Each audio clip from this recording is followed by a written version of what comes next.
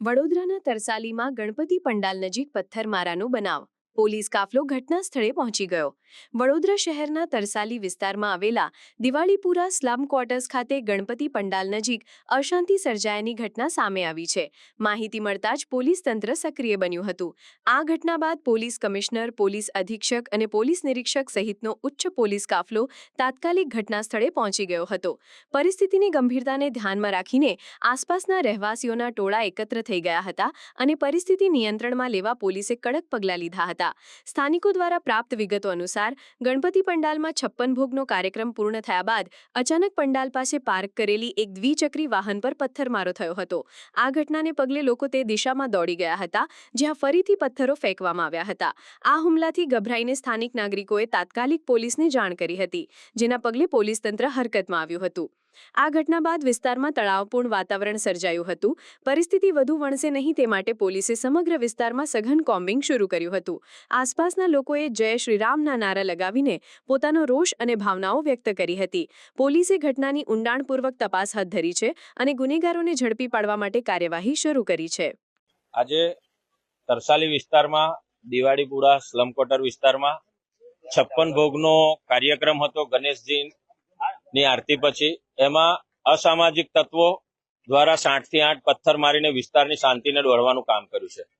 આપ મીડિયાના માધ્યમથી કહેવા માંગુ છું કે વારંવાર આવી રીતે કૃત્ય વડોદરા શહેરમાં બીજી વાર કરવામાં આવ્યું. હમણાં વડોદરા શહેરની જાણે શાંતિ દોડવાનું નક્કી કર્યું હોય.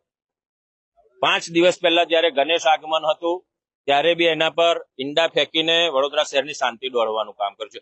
એ જ રીતે તરસાલીમાં બી આપ જોઈ શકો છો કે 7 થી 8 પથ્થર મારીને વિસ્તારની શાંતિ દોડવાનું કામ કર્યું છે. પીઆઈ શ્રીને વિસ્તારના જાણ કરી તાત્કાલિક એક્શન લીધા છે.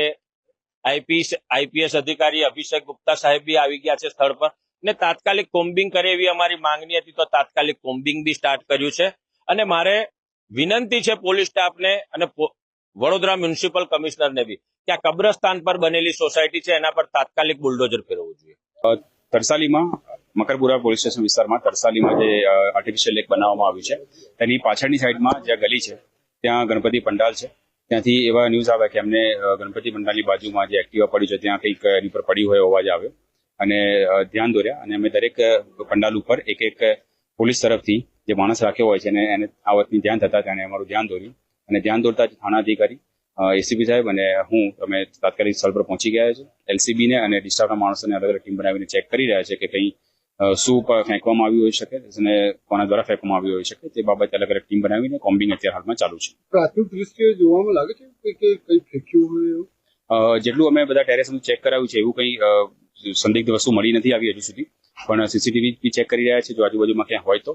અને દરેક મકાન વગેરે પણ જે છે આજુબાજુમાં પંડાલની બંને બાજુમાં એ અમે કોમ્બિંગ દ્વારા ચેક કરી રહ્યા છીએ. ના, બિલકુલ નહીં. મૂર્તિની જે ત્રણેય બાજુમાં જે મંડપ જેવું બાંધવામાં આવ્યું છે અને આગળ ઉપર પણ લાંબા શેડ છે જેના કારણે એને પણ કંઈ ડેમેજ નથી થયું. અને બાજુમાં મૂકેલા એક્ટિવા પર કંઈ પડવા જેવો અવાજ એમને આવ્યો એટલા માટે એમણે પોલીસનું ધ્યાન દોર્યું.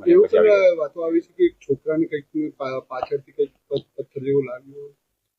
તપાસ કરીએ છીએ, એવું હજુ સુધી મારા ધ્યાને નથી આવ્યું. પૂછપરછ કરીએ છીએ. આયોજકો સાથે પણ અમે વાત કરી છે અને જે અત્યારે કંઈ ભોગ ચડાવવાના હતા એ વખતે જેટલા લોકો અહીંયા હાજર હતા તમામની પૂછપરછ કરીશું. જો કોઈને વાગ્યું હોય તો એ બાબતે આપણે આગળ તપાસ કરીશું. આવી રહી છે અને ખાસ કરીને આવા સમયમાં કેટલીક અફવાઓનું વાતાવરણ પર ગરમ થતું હોય તો લોકોને શું અપીલ કરશો? કારણ કે તહેવારમાં શાંતિ બની રહે તે પણ મહત્વની છે. બિલકુલ, આ અફવા છે કે હકીકત એ બાબતે અમે તપાસ જરૂરથી કરીશું. પણ જો કોઈ અફવાઓ આવે તો ઓબ્વિયસલી એની સ્પ્રેડ કર્યા કરતા એની ખરાઈ કરવી જોઈએ. અને અહીંયાના જે આયોજક છે તેને હું બિરદાવું છું કે એમણે કોઈ પણ વસ્તુને વધારે એસ્કેલેટ કર્યા કરતા એમણે તરત જ પોલીસ જે અમે રાખી હતી, દરેક પંડાલ પર અમે પોલીસ રાખીએ છીએ, એ પોલીસનું ધ્યાન દોર્યું અને અમે તાત્કાલિક બધા અમારી ટીમ એસીપી, ડીસીપી અને અમારી એલસીબીના માણસો બધા આવી ગયા છે. અમે અલગ અલગ સ્કોર બનાવીને પ્રોપર કોમ્બિંગ કરીશું, ચેક કરીશું અને જે પણ યોગ્ય તપાસ કરીને જે પણ યોગ્ય વસ્તુ છે એ બહાર સામે લાવીશું.